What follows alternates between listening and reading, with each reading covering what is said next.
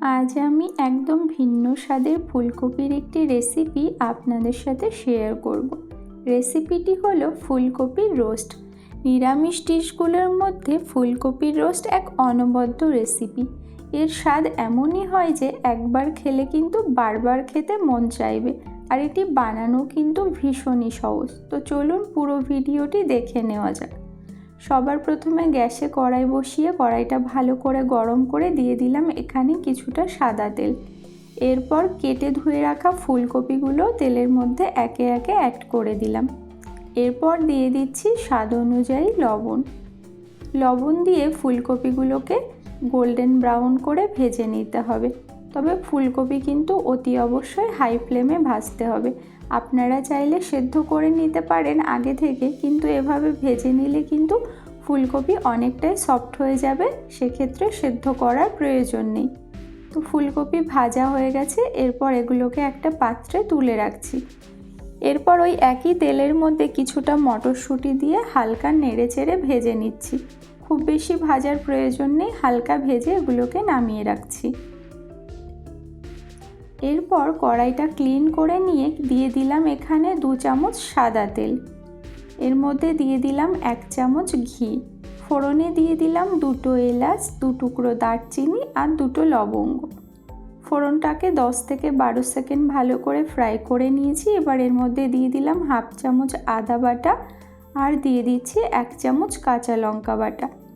এবার ভালো করে কষিয়ে নিতে হবে যাতে করে আদার কাঁচা গন্ধটা চলে যায়।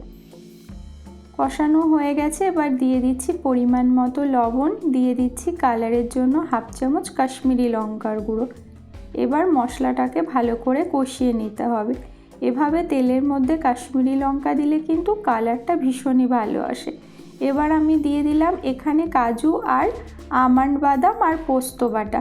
1 চামচ পোস্ত, 5টা কাঠবাদাম আর নিয়েছি 6 থেকে 7টা কাজু বাদাম। ভালো করে শিলনোড়াতে পেস্ট করে নিয়েছি। এবার খুব ভালো করে মশলাটা কষিয়ে নিচ্ছি। দেখুন মশলা থেকে অল্প অল্প করে তেল রিলিজ করতে শুরু করেছে, মানে মশলাটা খুব ভালো মতো কষানো হয়ে গেছে। এরপর দিয়ে দিচ্ছি ফ্যাটানো টক দই। এখানে 3 চামচ টক দই দিয়েছি আর দিয়ে দিচ্ছি 1/2 চামচ চিনি, স্বাদটাকে ব্যালেন্স করার জন্য। এবার ফ্লেমটাকে লোতে দিয়ে এভাবে কন্টিনিউ নাড়তে হবে, না হলে কিন্তু টক দই কেটে যেতে পারে। খুব ভালো করে এটাকে 2 থেকে 3 মিনিট কষিয়ে নিয়েছি। মশলা থেকে তেল রিলিজ করতে শুরু করেছে। এই সময় ভেজে রাখা ফুলকপি আর ভেজে রাখা মটরশুঁটি দিয়ে 2 থেকে 3 মিনিট ভালো করে কষিয়ে নিতে হবে। আর এভাবে কষিয়ে নিলে কিন্তু মশলাটা ফুলকপির সাথে খুব ভালো মতো মিশে যাবে। তো আপনারা দেখতেই পেলেন কম মশলাতে কতটা সহজে এই রান্নাটা করা যায়। খুব ভালো করে কষিয়ে নিই। এবার এর মধ্যে দিয়ে দিলাম পরিমাণ মতো দুধ। আপনারা চাইলে এখানে জল দিয়েও রান্নাটা করতে পারেন, বাট দুধ দিলে কিন্তু স্বাদ বেশি ভালো হবে। ঝোলটা ফুটতে শুরু করেছে দেখুন। এবার একবার এভাবে হালকা করে নাড়িয়ে দিয়ে ঢাকা চাপা দিয়ে 7 থেকে 8 মিনিট লো ফ্লেমে রান্না করব। 7-8 মিনিট হয়ে গেছে, ঢাকনাটা খুলে নিয়েছি। রান্নাটা এখানে আমার প্রায় কমপ্লিট। এবার আমি উপর থেকে নামানোর আগে একটু গরম মশলার গুঁড়ো ছড়িয়ে দিয়ে ভালো করে মিশিয়ে নিচ্ছি। এরপর 1 থেকে 2 মিনিট ফুটিয়ে নিয়েছি, ফ্লেমটাকে অফ করে দিয়েছি। এরপর এটাকে আমি ঢাকা চাপা দিয়ে 5 মিনিট স্ট্যান্ডিং টাইমে রেখে দেব। 5 মিনিট হয়ে গেছে, ঢাকনাটা খুলে এরপর এগুলোকে একটা প্লেটে আমি সার্ভ করে নিয়েছি।